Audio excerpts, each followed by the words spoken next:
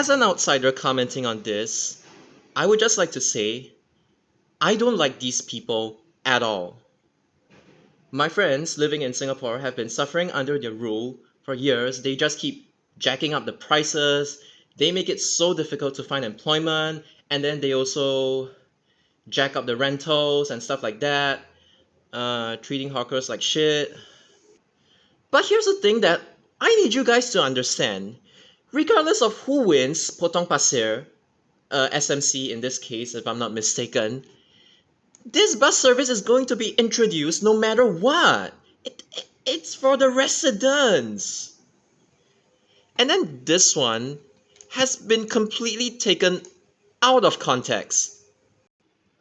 Let me just remind you guys that 147 used to start from Toa Payoh.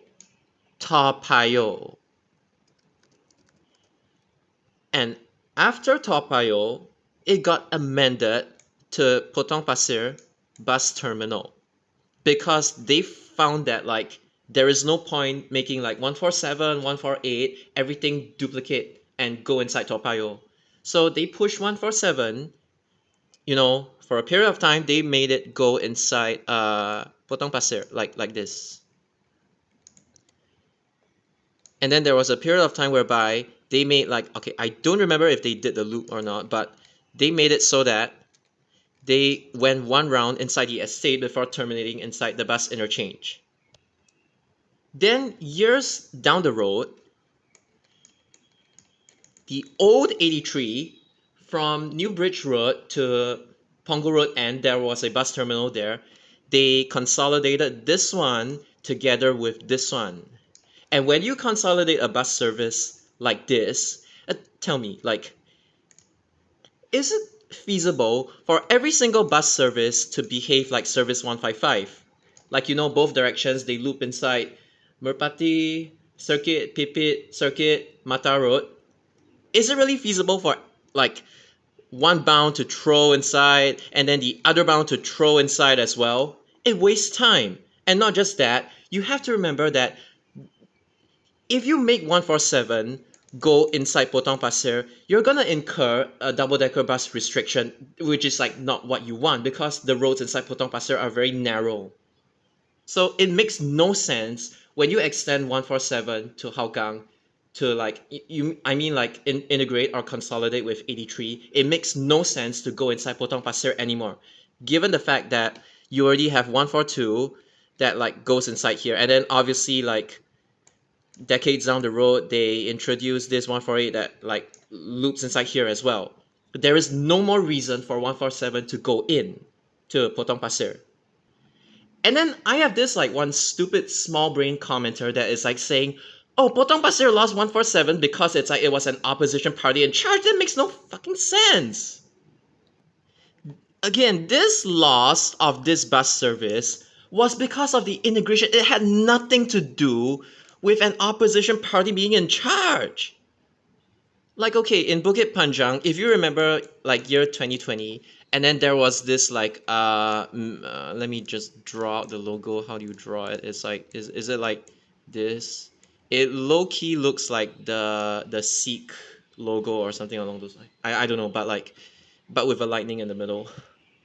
I mean, like, the Sikh logo is like, I apologize if I'm drawing it incorrectly, but it just kind of looks like it. But anyways, this one I think it involves Bukit Panjang SMC, because I know Bukit Panjang is like cut up between Bukit Panjang SMC and then the other one is like Holland Bukit Timah GRC or something along those lines. But the ones that are affected, okay, technically both the GRC and the SMC are affected, but the people who are affected, most of them, they are like inside this SMC. And then at that time, the person that is like governing this SMC, and I think is still governing it today, I think his name is Liang Eng Hua. So you have to remember that like when these people they propose to like withdraw this one, I mean it still got withdrawn in the end, and then they proposed to amend 972 without any like actual compensation or stuff like that. And then this guy, a literal incumbent minister, got really angry at them, and he started like the residents of I think it was like Fajar, Segar, mostly Segar, Jelapang, Senja. They all complained to the minister, and then the minister, his job is to fight for the residents when their bus service gets like affected. So this guy, they fought against LTA, and apparently LTA compromised. And then for Bedok Reservoir, it is under Aljunied GRC. Okay, I do know that like Bedok North Avenue 3 is like the boundary between like I don't know if it's like Tampines Changkat or East Coast, but basically I'm not too familiar with like the borders because like I'm an outsider. But like Bedok North Avenue 3, that's a cutoff, and then most of Bedok Reservoir, if I'm not mistaken, is under Aljunied GRC. And then I think Chai Chi was like cut out to like Marine Parade or something along those lines. But the main point is that uh, these residents, the MP in charge of them is from an opposition party. It's like a hammer logo, and then yeah, I think something along those lines. I'm sorry if I'm drawing it wrong.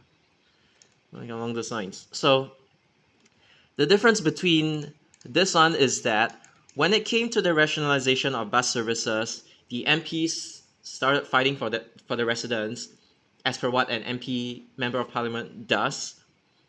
And then even after it wasn't successful, like these two, they still got cut anyway.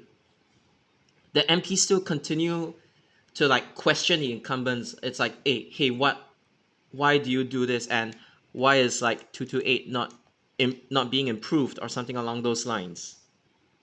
But the difference is that like, oh my god, how do you put it, like MPs have like, how to say, it doesn't matter if like an MP is from an incumbent party or like an opposition party, the bus routes would still be introduced. The only difference is that when it comes to like an opposition party, obviously like the whole process is like gonna be slower or what, and maybe it's like the opposition party they don't really have much power as opposed to like the incumbent party's MP to stop the rationalizations from occurring, if you get what I mean.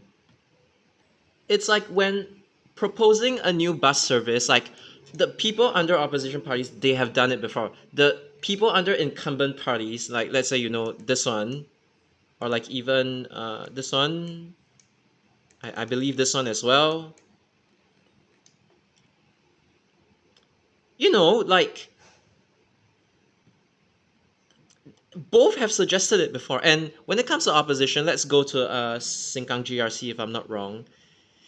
There is like this one, or not just Sengkang, there's like Aljunied GRC or like Hougang SMC. Like there was this, and then the one that's under Sengkang GRC, technically this also falls under this as well. Because the opposition party in Sengkang, they asked for like a bus service at like Sengkang East Drive, Punggol East, to be able to either go to the city or just like a general connectivity in general. It is just that when an opposition party asks for like, hey, the residents need a new bus service, they have a tendency to be like, it's like the government's response to like these opposition parties, because politics is rigged or something along those lines. I mean, they just tend to be like, the whole process is like slower in this case, but that doesn't necessarily mean that just because an opposition party is like involved, as in like, because like when you like amend a route, either you introduce or withdraw or amend it, you have to consult every single MP in which the bus service passes by. Like if it's a GRC or SMC, like a ward that is like they are in charge of, you have like as a government, like as LTA, you have to consult all of them. That's my point. And you see, these all fall under like opposition wards. So it is not even true that like, sorry. It's not even true that like, oh, because this person's in charge, then the bus service wouldn't be introduced. Sorry, it doesn't work that way. I mean, like, you know how like, okay, I do know that the west of Sengkang, there is like this Jalan Kayu. What am I saying? There is this one Jalan Kayu SMC. Hey, I like to say, you guys are dumb. And then there is like Ang Mo Kio GRC. I don't know if this one would like merge or anything, but and then there is this. I think it's split at the so-called river. It's like the Anchorvale side should be Sengkang GRC or something along those lines. It's like quite blurred. But then when Sengkang West, like the Fernvale area, they asked for like more bus services. Yes, they got like 102 being amended. It's like 102 was amended to better serve like both Fernvale and Jalan Kayu SMC. But at the same time, you have to remember that Cheongtan, when the MPs inside Fernvale, I think they are still, I forgot which one it is. I think it is Ang Mo Kio GRC. When when the residents, they feed back to Ang Mo Kio GRC, in this case, I'm assuming, and then Cheongtan's response was that like, oh, it's already adequate. You can just take this bus service. You can just take a bus outside to intercept 86. You can just, there's like already buses outside. There's already 50. There's already like 103 or stuff like that along Jalan Kayu. And because of that, he's saying that like, oh, the bus options inside Jalan Kayu and Fernvale, that general area, it's already like adequate in that sense, and that's why no new bus services are being introduced. So do you see how it doesn't really make sense, like what the commenter is saying? It's like Sengkang GRC literally got like, the main purpose is to offload NEL, but Sengkang GRC literally got four new bus services. And it just happened to be inside Sengkang GRC. They had to offload NEL somehow. It doesn't matter if like, oh, if opposition runs this ward, then NEL will still be crowded no matter. It doesn't work like that. Look, even within like Ang Mo Kio GRC, which is I think it's one of the like the most conservative areas in Singapore, if I'm not mistaken, and the people there literally they are under the incumbents, yet they literally get denied of bus services, like denied of new bus services. So whatever this guy is saying about like, oh my god, this bus service got amended outside because an opposite, it makes no sense. So TLDR, like, if that was the case, explain to me why Sengkang, Hougang, or Aljunied, the wards, they literally got new bus services. I mean, in the form of CDS, but it's still better than that. And they are going to have 104 as well. It's like 43M is going to be renumbered to 104. And 104, it passes by mostly Aljunied GRC. And then there is one small part in Ang Mo Kio GRC. And then it passes through Sengkang GRC as well. Are you trying to say that, oh, if Workers' Party wins, then they wouldn't have 104? No, it doesn't work that way. 104 is going to happen regardless of whether, like, who wins. Look, again, I don't like these people, but this comment is like, the hatred is like completely misplaced. The logic is like so off. Yes, you could say that like when it comes to like opposition wards, then when it comes to like all these rationalizations, they have a harder time like fighting against it. Yes, that's true, but like it's not really to say that like, oh, if it's like an opposition ward, it's gonna be neglected. No, I've literally given you the example of like Sengkang and this as well. And the same person then goes on to state that, oh, 22 can, there's no one at Airport Road. Like, you want to amend 22, amend it via like Bidadari or you amend it via like Ubi Avenue 3. There is no one here. And the swapping center. Oh my god, it's like, what is the point of sending 93 to Ubi when it's like gonna just gonna duplicate rail even more? 93 is like, historically 93 has always plied airport road, and it is like, how to say, it's like it has been airport roads like livelihood, and that small part of it, and there is not much people there anyway. So if you send 22 there, it's gonna like fetch even more air. Like, you're just killing the service. They okay, I mean 22 to Bedok, okay, that's understandable. Some residents of Bedok Reservoir who, okay, maybe you're saying lack of a direct bus service, okay, fine. But again, I think it's really exaggerated a lot. Sure, they can still, regardless of bus or train, you still have to transfer anyway. So sometimes you guys need to know, some parts of your comments are like completely unnecessary. Oh my god. And then this one, I think he's just trolling, but realistically speaking, they're not gonna introduce this kind of stupid thing. I mean, it's like, how do you say it? Like, when you modify a bus service, you cannot like modify it so much to the point whereby it pretty much becomes a new route. Because if you say like 22 and 66R, it's like, why would you make 66 terminate at Beauty Road and then you send 66R, which is like meant to be a variant, all the way to like Bedok? I mean, if you want to pitch it as like what, some peak hour CDS, okay, fine. But like, the fact that you comment like this, it implies full day, and this is just like delusional on so many levels, man. Like, 66, there is literally 65 and 67. And 66, like, it doesn't even get that much demand. Why are you trying to keep it? Okay, 22, there obviously there is a better way to like amend this bus route.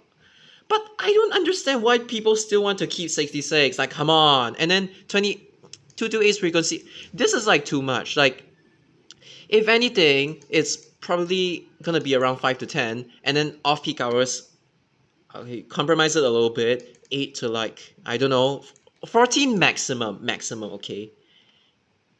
Why are you guys suggesting 1 to 7 and 5 to, you guys don't, you guys don't have enough bus drivers, god damn it. And the thing is, 228, I think this bus service probably has a minibus restriction at Bedok Reservoir Road, that minor road. So I mean, like, can you guys please think before you like comment? And as I've mentioned before, this one just won't work because 228 is already fast enough. The only way you're gonna ever pitch a 228X is like Bedok Reservoir Road, and then you make it express all the way to Bedok Reservoir MRT, and then you make it express to Bedok Interchange. The reason why this one doesn't work is simply because service 60, which used to be a 226, it already exists, and 60 is already in a way 228X. I mean, it's like in this case, there isn't like enough like this kind of like so-called longer distance demand to justify. Most of 228's demand is like short distance. They like typically take it from Bedok Reservoir MRT, and then they take for a few stops because only 228 like does this sector. Like from Bedok Reservoir MRT, currently only 228X, as currently only 228 turns left, and that's where most of the people are going. If they are at like Bedok Reservoir Road, they are either gonna take 60 to UNOS, or they're just simply going to walk to Kaki Bukit MRT, or if they're like not very mobile, they might choose Bedok North MRT instead of Reservoir. So again, with demand patterns like this, 228X, as conceptually is just not viable. It's not like, these services right now, they are still under discussion. I don't know whether they'll even make it or not, but they'll ever be introduced or not. But at least with these services, there is like at least some form of purpose. 228X just doesn't get like that kind of demand. Because, I mean, with the existence of 60 as well, it just doesn't get that kind of demand that like warrants an X variant, in case you're curious.